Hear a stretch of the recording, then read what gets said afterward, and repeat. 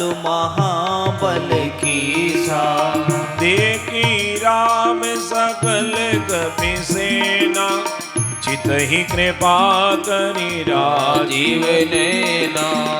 राम कृपा बल पाय कपिंदा, भय पंच जुत मन हो गिरिंदा। हरसि राम तब कीन पयाना, सगुन भये सुंदर शुभ नाना। जासु सकल मंगलमय कीर्ति, तासु भयान सगुन ये नीति। प्रभु भयान जाना वे दे, पर की वाम मगु जनु कही देहि। श्री राम जय जय रामा, जय राम जय रामा। श्री राम जय रामा, श्री राम जय राम।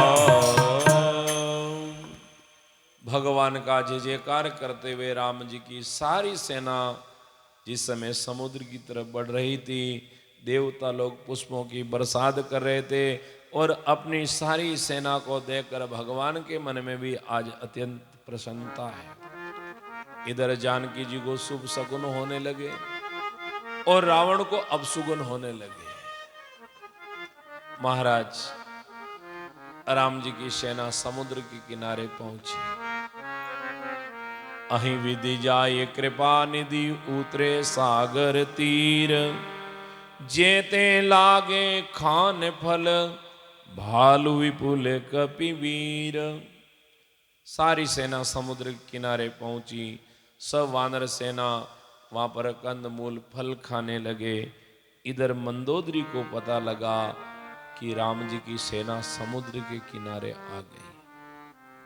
मंदोदरी अधिक अकुलानी, एकदम मंदोदरी के हृदय में दुख हुआ और अपने स्वामी के पास में जाकर दोनों हाथ जोड़कर कहने लगी, स्वामी जी मैं आपसे एक ही प्रार्थना कर रही हूं, समुझत जासु दूत कहीं करणी।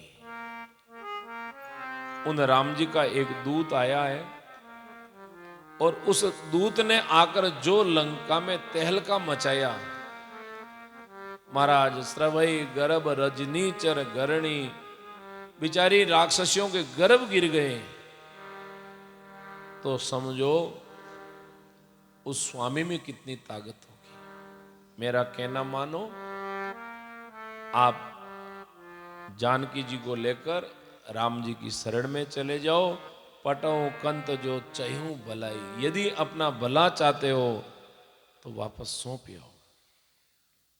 सुनो नाथ सीता बिनु दीने, हितन तुम्हार शंभु अज कीने। भले ही आपके मन में ऐसा अभिमान होगा कि मैं महादेव का परम भक्त हूं, परंतु अनीति करने वालों का साथ महादेव भी नहीं देते, भगवान भी नहीं देते।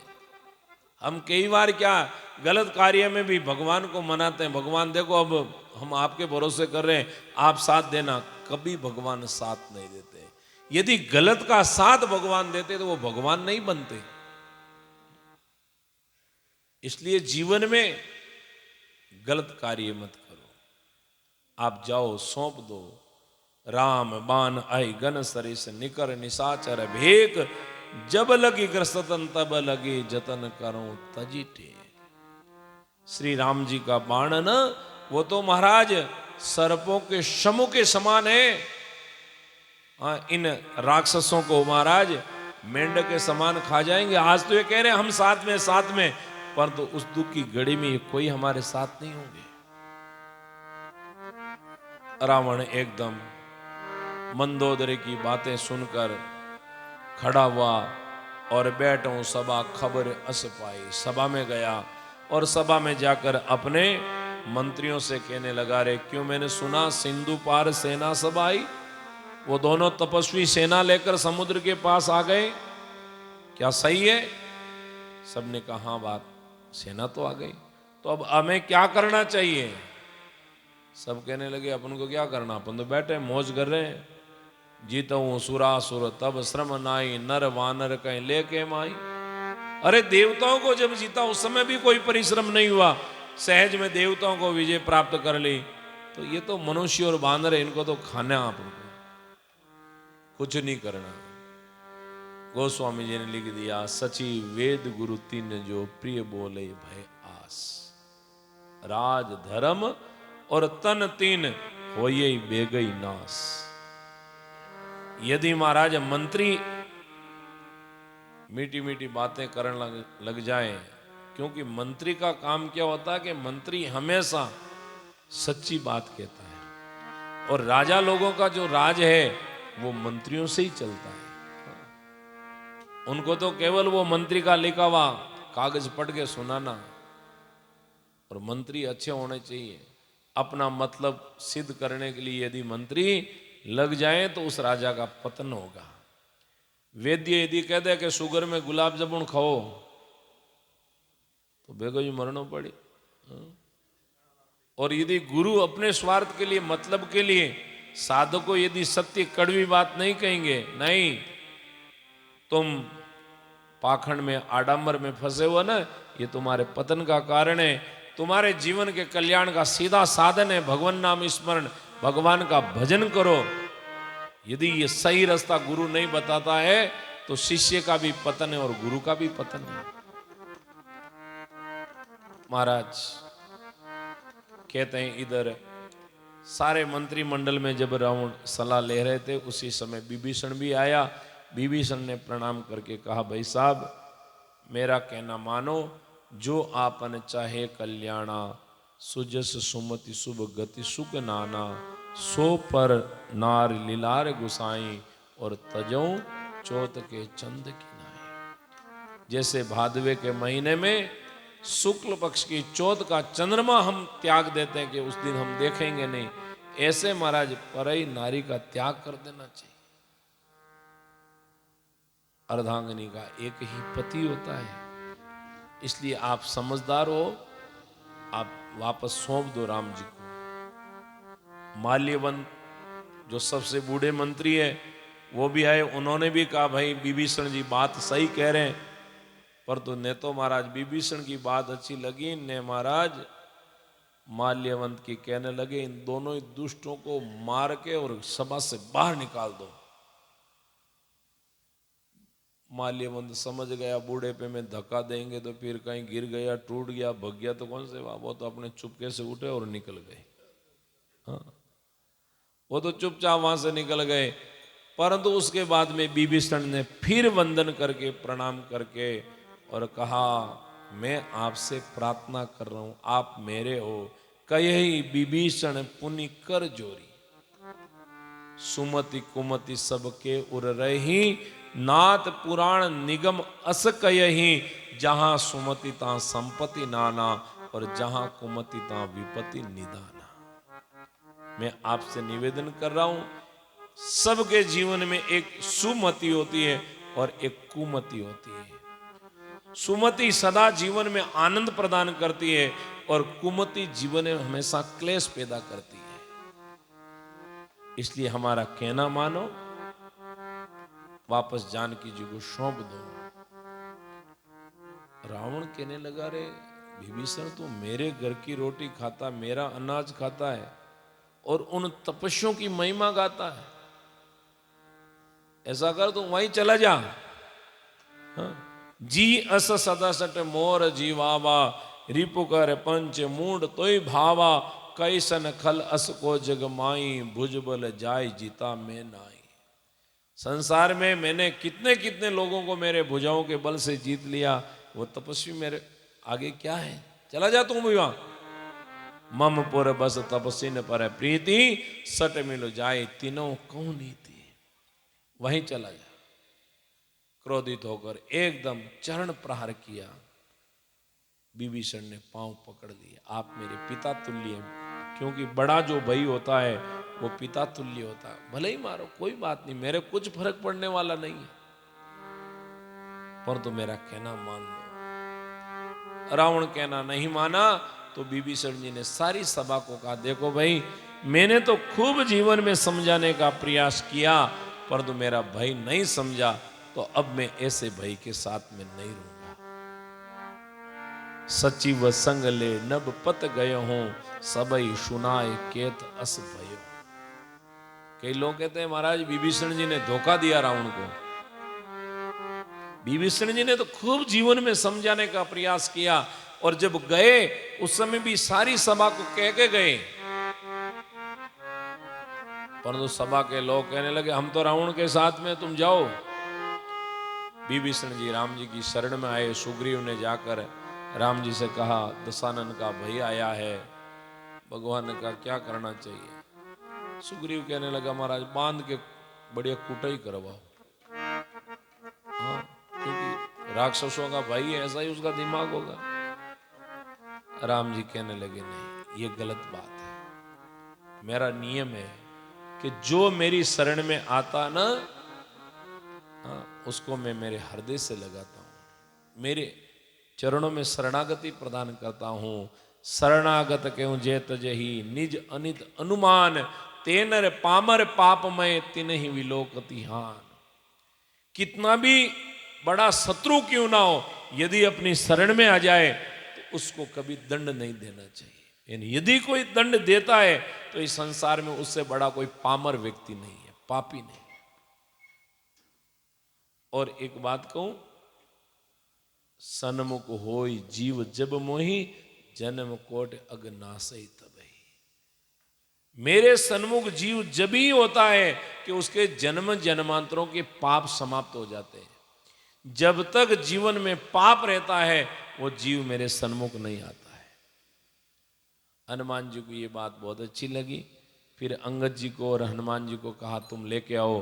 दोनों ने जाकर विभीषण को साथ में लेकर आए।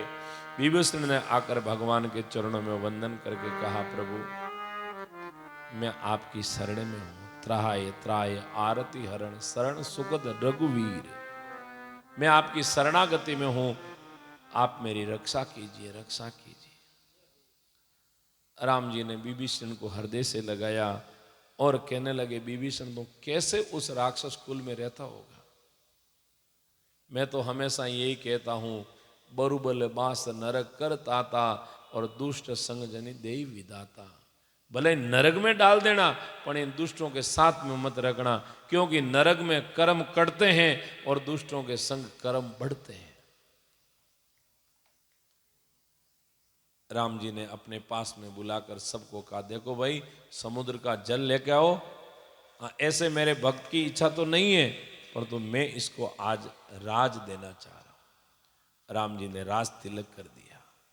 गोस्वामी जी ने कहा, जिस संपत्ति को पाने के लिए महाराज रावण ने अपने 10 सिर यज्ञ में आहुति के रूप में आहुत किए, आज एक राम जी की शरणागति होने मात्र से राम जी ने वो राज सहज में विभीषण को दे दिया।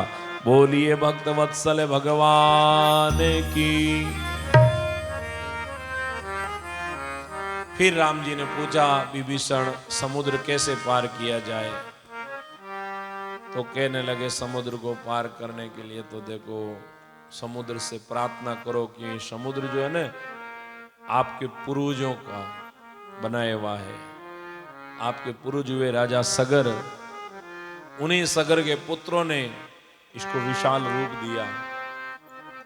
तो आप इनसे प्रार्थना करो, आपको रास्ता दे देगा। राम जी ने आसन लगाकर प्रार्थना प्रारंभ की। लक्ष्मण जी को थोड़ा अच्छा नहीं लगा, परंतु राम जी कहने लगे, लक्ष्मण चिंता मत करो, आज विभीषण कह रहा तो इसकी बात को भी तो माने। इधर राम जी समुद्र की प्रार्थना में बैठ गए। रावण ने दूत भेजे विभीषण के पीछे।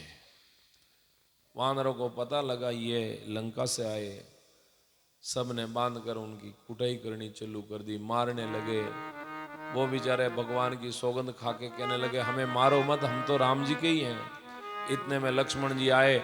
लक्ष्मण जी को दया आ गई छुड़ाकर, और उन्होंने एक पत्रिका लिखी और कहा, तुम्हारे स्वामी को कह देना कि यदि तुम जीवित रहना चाहते हो तो राम जी की शरण में जानकी को सौंप दो और नहीं तो अब तुम्हारी मौत सिर पर मंडरा रही है।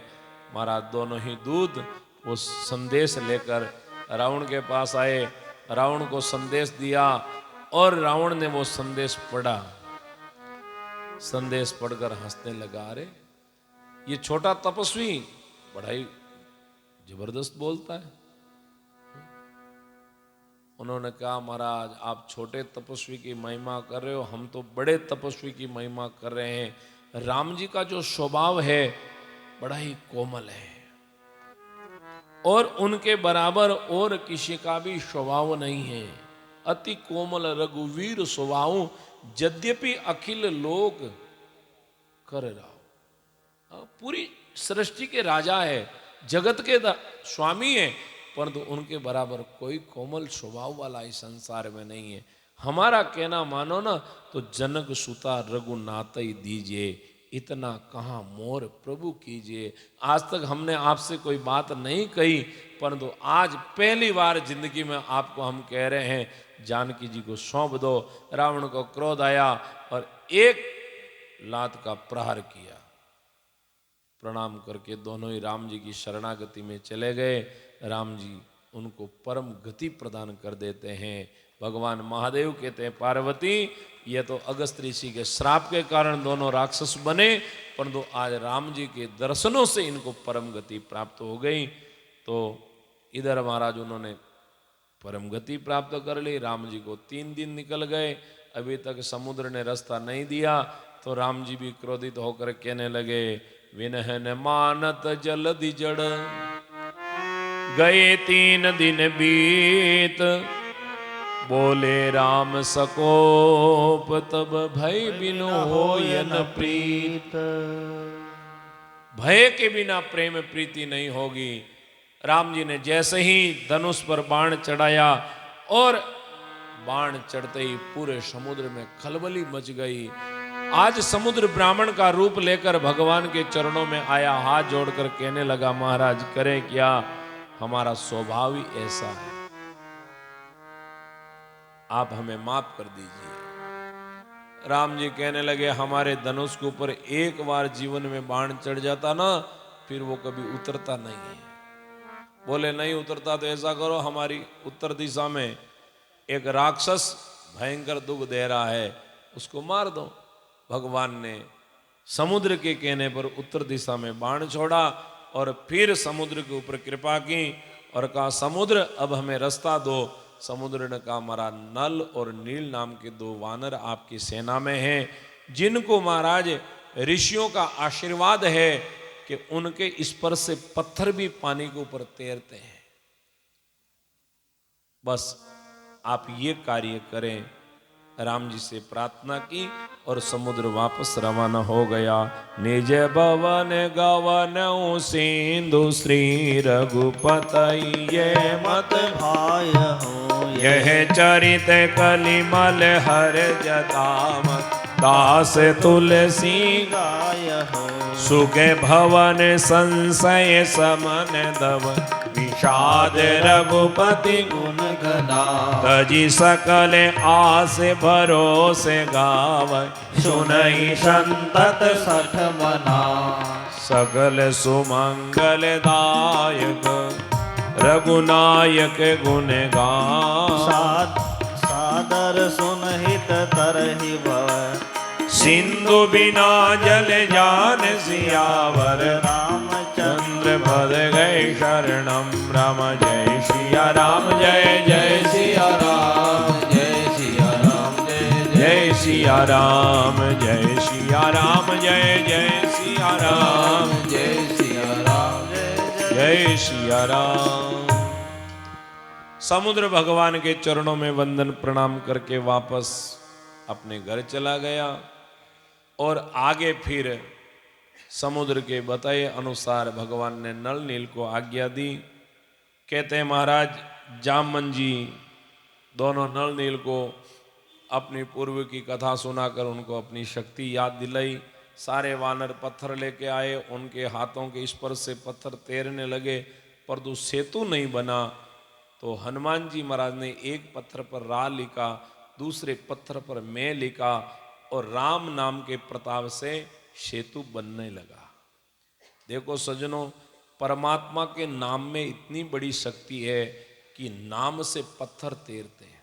हमारे सुखसारण जी महाराज हुए, उन्होंने अपनी भक्तमाल में लिखा कि जीव तेरे तैरने का क्या संशय है, अरे तुझे तो भगवान ने सजीव बनाया है, परंतु महाराज ये पत्थर तो निर्जीव है ना, इसमें कोई आत्मा नहीं, परंतु इस परमात्मा के नाम से पत्थर भी तैरते हैं। और आप मन में कभी ये विचार भी करो कि त्रेता युग में तैरे हमने तो देखे नहीं, तो आज कलयुग में भी हमारा जो गुरु धाम है रेण, तो अनंत श्री दरियाव जी महाराज ने जिस चौकी पर बैठकर तपस्या की, उसी चौकी के पत्थर आज भी तैरते हैं। अपने आगे चैत्र की जो पूर्णिमा होगी, इस चैत्र की पूर्णिमा को मेला लगेगा, और उस मेले के दिन, जय श्री, अच्छा, आज हमारे डीडीपी नगर रामेश्वर महादेव मंदिर के वित्त मंत्री हमारे मध्य में आए, आपका बहुत बहुत सम्मान। और रामपाल जी अपना ही है, रामपाल जी को बहुत बहुत सम्मान। हमेशा रामपाल जी सत्संग में सेवा में लगे रहते हैं। तो मैं निवेदन कर रहा था कि आज भी प्रत्यक्ष में आपको देखना हो तो रेण धाम में आज भी वो पत्थर तैरते हैं। और आप सोचते होंगे हल्के, एक पत्थर का वेट है लगभग 3 किलो का, बहुत भारी पत्थर है, जिसकी कोई बनावट नहीं है, कोई आकार नहीं है, सामान्य पत्थर की तरह पत्थर है। और जिस समय तैराने के लिए ले जाते हैं तो ऊपर हाथ से फेंक देते हैं, ऐसे नहीं धीरे से कोई छोड़ते हैं कि कहीं डूब नहीं जाए। वो ऊपर से तैराने वाले जाएंगे और दूर से फेंक देंगे लाका सागर तालाब में। आज भी वो परमात्मा के नाम के प्रताप से पत्थर तैरते हैं। चैत्र की पूर्णिमा, भादवे की पूर्णिमा, मिंगसर की पूर्णिमा, ये 12 महीने में 3 पूर्णिमाओं के दिन वहां रेण धाम में बड़ा मेला लगता है। जो मिंगसर की पूर्णिमा है वो दरियाव साहब का मोक्ष दिवस है। चैत्र की पूर्णिमा रेण धाम का उत्सव 1 महीने तक अखंड नाम जप चलता है। हमेशा संतों के द्वारा, भक्तों के द्वारा अखंड नाम जप चलता रात और दिन। और पूर्णिमा के दिन दिन भर सत्संग होता है और शाम को 4 बजे वो शिला तिराई जाती है। देखो कई जगह कुंडियाँ भी तैरती हैं, परंतु कुंडियों में तो कई बनावट भी गोल आकार की दे देते हैं, परंतु उस शिला की कोई आकृति आकार कुछ नहीं। जो एक सामान्य पत्थर होता है, ऐसा पत्थर केवल जिस चौकी पर महाराज श्री बैठकर भजन करते थे उसी चौकी का वो पत्र है। और आज से नहीं, लगभग महाराज श्री को धाम पधारे हुए, क्योंकि विक्रम संवत 1815 में महाराज श्री धाम पधारे थे और अभी वर्तमान में चल रहा है 2080। तो इतने वर्षों से निरंतर ये दर्शन भक्तों को वहां दे रहे हैं। तो कभी भी रेण धाम में जाने का सौभाग्य मिले, और क्योंकि ये शिला जब इन्हीं उत्सव में ही तैराई जाती है, बाकी दर्शन ऐसे हमेशा धाम के करो, परंतु ये शिला के दर्शन उसी दिन होते हैं। और हजारों की तादाद में लोग इस दिव्य स्वरूप के दर्शन करने के लिए आते हैं। ये है परमात्मा के नाम की अनंत महिमा। अरे भाई, अपन कई बार चिंता करते हैं क्या हम नाम से तिर जाएंगे। नाम से यदि पत्थर तीरते हैं तो हमारे तिरने का क्या संशय है। तो जीवन में हमेशा भगवान के नाम का सहारा लें। राम नाम का सेतु बना, भगवान ने रामेश्वर की स्थापना की, पूजा की, और फिर सारी सेना को लेकर भगवान सेतु से सुमेल पर्वत तक पहुंचे। इधर महाराज रावण को पता चला, तपस्वी अपनी पूरी सेना लेकर लंका के बिल्कुल पास में आ गए। जब मंदोदरी को पता लगा तो मंदोदरी ने जाकर अपने स्वामी को समझाने का प्रयास किया और कहने लगे, रामई सौंपई जानकी नाय कमल पदमात, सुत कहूँ राज समर्पी वन जाए बजऊं रघुनाथ। स्वामी जी मेरा कहना मानो, जानकी जी राम जी को दे दो, राज बेटे को दे दो और अपन दोनों ही पति पत्नी भगवान का भजन करने के लिए वन में चलेंगे। परंतु अपनी अर्धांगिनी की बात को रावण ने नहीं समझा। उसी के बाद में रावण का बेटा आया जिसका नाम है प्रस्थ। उसने आकर पिताजी के चरणों में वंदन किया, कहा पिताजी नीति विरोध न करहि प्रभु मंत्री न मत अति थोरी। आप कह रहे हो मंत्री हमारे साथ में है, ये आपके जितने भी मंत्री है कम बुद्धि वाले हैं, इनका कहना मत मानो, नीति और धर्म के विरुद्ध कोई कार्य मत करो, मेरा कहना मानो तो जानकी जी को ले जाकर राम जी को सौंप दो। परंतु अपने बेटे की बात को भी रावण ने नहीं माना। इधर राम जी ने अपने सारे मंत्रिमंडल को बुलाकर कहा, जामवन जी सुग्रीव अब अपन लोगों को क्या करना चाहिए। तो एक बार जामवन जी ने कहा हमारा लास्ट चांस है, अंगद जी को भेजो, एक बार अंगद जी समझा के आ जाएंगे। तो राम जी आज जामवन जी के कहने पर अंगद जी को रावण को समझाने के लिए भेजा। कहते हैं महाराज जिस समय अंगद जी लंका में गए तो वो भय तो हनुमान जी का पहले ही इतना था, सब लोग अपने अपने घरों में जाकर दरवाजा बंद करने लगे, वही बांदर वापस आ गया।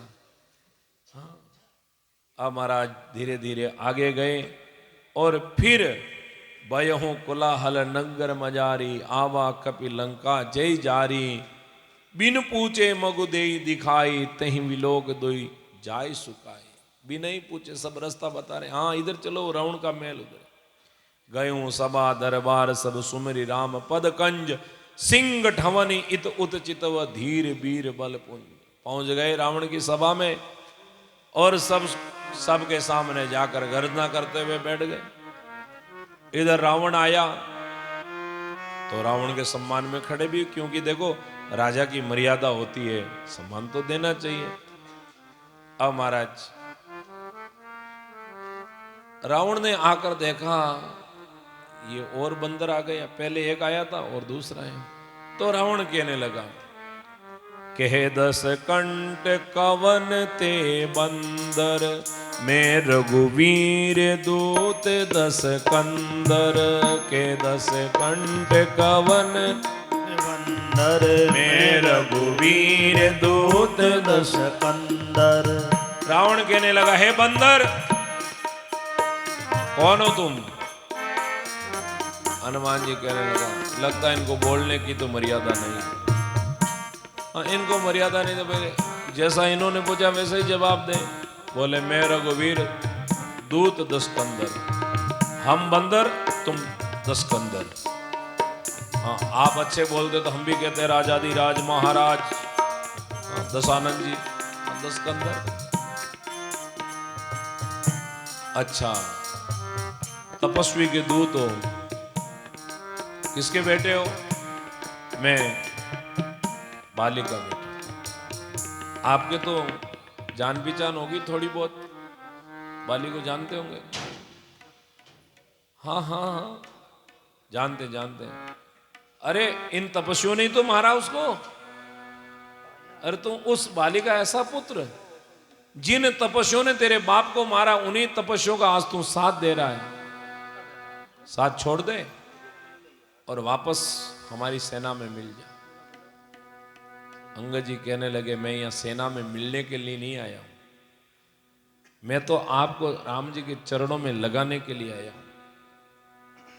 मेरा कहना मानो, राग द्वेष ईर्षा की सारी बातों को छोड़कर राम जी की शरण में हो जाओ। रावण कहने लगा, रे तुझे बहुत बातें आती हैं, परंतु लगता है तूने मेरी अभी तक शक्ति को जाना नहीं। अंगद जी कहने, क्यों नहीं जाना, बहुत जाना। हम जब छोटे थे हमारे पिताजी कहते थे कि 6 महीने तक मैंने उसको अपनी काख में दबा कर रखा, वहीं रही ने। हाँ ऐसे ही ताकत। हमने ये भी सुना कि राजा सहस्त्रा बहू के वहां गुड़शाला में आपको घोड़ों के बीच में बांध दिया। हाँ वही हो ना। अब एकदम ये सुनते ही क्रोध, अरे मूर्ख, मेरे ही घर में आकर मेरी हंसी करता है, मैं तुझे मार दूंगा। अंगद कहने लगा, मरे हुए व्यक्ति क्या मार देंगे? हाँ तुम्हारी क्या ताकत, तुम तो मरे हुए हो।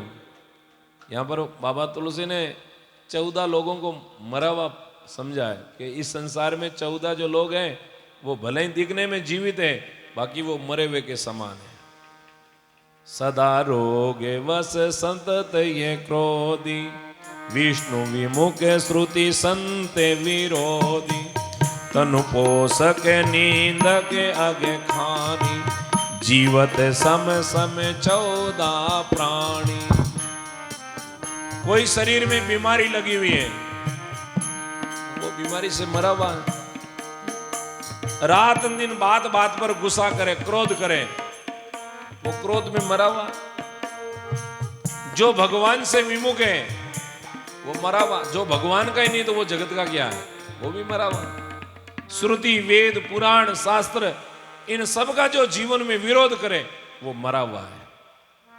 तनु पोषक, केवल अपने ही शरीर का पालन पोषण करे, अपने ही शरीर का ध्यान रखे, वो भी मरा हुआ। निंदक, जो दूसरों की निंदा करता है वो निंदक भी मरा हुआ। दिखने में भले जीवित है, मरा हुआ है। और जीवत सब सम 14 प्राणी, ये 14 दिखने में भले जीवित है परंतु ये तो 100 है, मरे हुए हैं। और उसमें आपका नंबर भी है रावण। हाँ, बात बात पर क्रोध भी कर रहे हो, हाँ? निंदा भी कर रहे हो। इसलिए ऐसे मरे हुए व्यक्तियों को हम मारते नहीं। कहते हैं जैसे ये बात कही, रावण को क्रोध आया, रे कपि अदम मरण अब चई, छोट वदन बात बड़ी कही। दिखने में तो तू बहुत छोटा है पर बातें बड़ी बड़ी कर रहा, लग रहा तेरी मौत तेरे सिर पर मंडरा रही है। अंगद कहने लगा, सिर क्या क्या, कई बार आदमी को भ्रम हो जाता है, मौत खुद की आती है और दूसरों की दिखाई देती है। हाँ, मौत तो तुम्हारी आई हुई है परंतु भ्रम ऐसा हो गया बस हमारी दिखाई दे रही। महाराज आज हनुमान जी ने कहा, अंगद जी ने कहा, देखो हम तो इतने राम जी के प्रति निष्ठावान हैं, राम जी के प्रति समर्पित हैं, और हमारी तरह आप समर्पित हो जाओ ना तो ये तुम्हारा लंका का राज अचल अटल बन जाए। बाकी हमें तो इतनी निष्ठा है कि आज हम यहां प्रतिज्ञा करके जा रहे हैं, इस सभा के अंदर यदि कोई हमारे पांव को हिला दे तो हम जानकी जी को पराजित होकर यहां से चले जाएं। कई लोगों ने इस बात पर सवाल भी उठाया कि अंगद ने ऐसी प्रतिज्ञा क्यों की। सज्जनों, ये अपने स्वामी के ऊपर, अपने इष्ट के ऊपर इतना अटल विश्वास होना चाहिए। जिसको अटल विश्वास होता है वही ऐसा प्रण कर सकता है। जो समय समय पर हर बात में विचलित हो जाता है, भटक जाता है, वो अपने जीवन में कोई दृढ़ संकल्प कर ही नहीं सकता है। और अंगद को इतना भगवान के ऊपर भरोसा है क्योंकि मेरे पिता ने मेरा हाथ भगवान के हाथों में दिया है, और जिसने मेरा हाथ पकड़ लिया है अब मेरा दूसरा कोई नहीं, वही मेरा जिसने मेरा हाथ पकड़ा। आज अंगद भगवान की शरणागति में। कहते हैं रावण के खूब सैनिक, सेनापति, पहलवान, योद्धा आए परंतु कोई बाल भर भी पांव को हिला नहीं सके। और जब महाराज रावण आया तो अंगद जी कहने लगे, यही तो मैं बात कह रहा हूं कि तुम जैसे मेरे आकर आज चरणों में झुके हो, बस ऐसे ही जाकर राम जी के चरणों में झुक जाओ। हाँ, जन्म मरण से रहित हो जाओगे, तुम्हारा जीवन बन जाएगा। कहते हैं महाराज ये सुनते ही रावण को बड़ा बुरा लगा और वापस जाकर अपने सिंहासन पर बैठ गया। अंगद जी ने जोर से अपनी पांव को वहीं पर फटकारा। कहते हैं पूरी सभा एकदम जैसे कोई भूकंप आ गया, हिल गई। रावण अपने सिंहासन से धड़ाम से नीचे गिरा। गिरते ही 10 सिर के 10 मुकुट गिर गए। उन 10 मुकुटों में से 4 मुकुट अंगद जी ने आकाश मार्ग से राम जी की शरण में भेज दिया। अब रावण को 6 ही मुकुट मिले। रावण का कोई बात नहीं है, अपने 6 ही ठीक है। अंगद जी वहां से चले गए। राम जी को जाके वंदन किया। राम जी ने कहा क्या समाचार लाए? प्रभु अंगद जी कहने लगे प्रभु समाचार तो आपके पास आ ही गए, आपसे कोई समाचार छुपे नहीं है। ये लातों के भूत बातों से मानने वाले नहीं, वहां तो युद्ध की तैयारी करनी पड़ेगी। भगवान कहने लगे वो तो ठीक है, परंतु ये रावण के 4 ये मुकुट मेरे पास क्यों भेजे? अंगद जी कहने लगे प्रभु ये 4 मुकुट नहीं है महाराज, ये 4 नीति है। जिस राजा के जीवन में 4 नीति रहती है उस राजा से हम युद्ध नहीं कर सकते हैं। शाम, दाम, दंड और भेद, ये 4 नीति है। अब रावण के पास में नीति नहीं, अनीति अनीति है। अब रावण को किसी समय मारो, चाहे दिन में मारो चाहे रात में मारो, हाँ नीति होती है तो उसको अपन मार नहीं सकते, समय का ध्यान रखना पड़ता है। और ये नीति अब आपके चरणों में आ गई है, अब आप तो युद्ध की तैयारी करो। कहते हैं राम जी ने अपनी सेना की 4 टुकड़ियां बनाई और लंका के चारों द्वार पर अलग अलग 4 टुकड़ियों को भेजा। आज रावण ने भी अपनी सेना की 4 टुकड़ियां बनाकर युद्ध करने के लिए भेजा, परंतु पहले ही दिन में राम की सेना के द्वारा रावण की आधी सेना का संहार हो गया। जब आधी सेना समाप्त हो गई, सैनिकों ने जाकर रावण को सूचना दी महाराज लगता है युद्ध तो कल पूरा हो जाएगा। आज आधी सेना मारी गई। उसी समय मेघनाथ कहने लगा पिताजी आप चिंता मत करो, मैं कल युद्ध करने के लिए जाऊंगा। दूसरे दिन के युद्ध में महाराज मेघनाथ आया और इधर लक्ष्मण जी सेना का नेतृत्व करते हुए युद्ध में आए और दोनों का भयंकर युद्ध हुआ। कभी महाराज मेघनाथ मूर्छित हो जाता, कभी अपनी माया का प्रहार करता है, परंतु अंतिम सूर्य अस्त के समय अपने जब प्राणों के ऊपर संकट आ गया उस समय अपने आप को बचाने के लिए उसने अपने धनुष से शक्ति बाण छोड़ दिया और वही शक्ति बाण जाकर लक्ष्मण जी को लगा, परंतु अंत में हनुमान जी ने आकर लक्ष्मण जी को उठाया और राम जी की शरणागति में लेके गए। और कहते हैं महाराज राम जी ने कहा लक्ष्मण आज ये हनुमान लक्ष्मण की ये क्या दशा हुई, अभी ये लक्ष्मण ठीक कैसे होगा? तो विभीषण कहने लगे हमारा लंका के अंदर एक सुषेण नाम का वैद्य है, यदि वो आकर यहाँ कोई औषधि दे तो लक्ष्मण जी ठीक हो जाएंगे। हनुमान जी गए और सोते हुए वैद्य जी को उठा के सीधे लेके आ गए। हाँ यहाँ तो लिखा है कि पूरे घर को ही लेके आ गए। घर को तो लाके तो आजू बाजू के घर हिल जाते हैं, यहाँ घर लाने का अर्थ ये है कई बार क्या होता है कि जैसे अब सुसैन वैद्य जब रवाना हुआ तो घर वालों की भी इच्छा हुई कि महाराज आज तो आपकी गरज है, आपकी पूछ है, तो इसके साथ में हमें भी आगे वहाँ भगवान के दर्शन करने का अवसर मिल जाएगा, तो साथ साथ में हमें भी ले चलो ना। अपने घर पे कभी कार्ड आता ना तो अपन कहीं शादी समारोह में जाते हैं तो कौन आए कि सारा घर आया। घर का मतलब घर के सारे सदस्य आ गए, कोई घर साथ में लेके थोड़ी आए, परंतु कहलाने में ऐसा कहलाता कि सारा घर आया। तो आज सब घर के सदस्यों को हनुमान जी लाए, राम जी के दर्शन करवाए। सुसैन वैद्य ने कहा महाराज इनको तो मूर्छा दूर करने के लिए संजीवनी बूटी की जरूरत है और वो भी कल सुबह का सूर्य उदय होने से पहले कोई लेके आए तो काम बने। राम जी ने हनुमान जी से कहा हनुमान जी ये काम आप ही कर सकते हो, बाकी तो सब मेरे भक्त ढीले डाले हैं। हाँ? हनुमान जी ने कहा ठीक है प्रभु। कहते हैं महाराज हनुमान जी वहां से निकले, बीच में रावण ने काल नेमी को भेजा, वो कपटी तपस्वी बनकर बैठा। हनुमान जी को प्यास लगी, सरोवर में पानी पीने गए। एक मगरमच्छनी ने आकर हनुमान जी का पांव पकड़ा, हनुमान जी ने मुष्टिका से उसका कल्याण किया। वो कहने लगी महाराज मैं आपको एक प्रार्थना करने के लिए आई हूँ, ये जो महात्मा बनकर बैठा नहीं ये महात्मा नहीं, ये कपटी महात्मा है, ये केवल आपका समय बर्बाद करने के लिए बैठा है, इससे सावचेत रहना। क्योंकि जीवन में कई बार साधक लोग महाराज कोई भाषा के पीछे फंस जाते हैं, कई सौंदर्य के पीछे फंस जाते हैं, कोई वैभव के पीछे फंस जाते हैं और अपनी साधना का पथ भटक जाते हैं।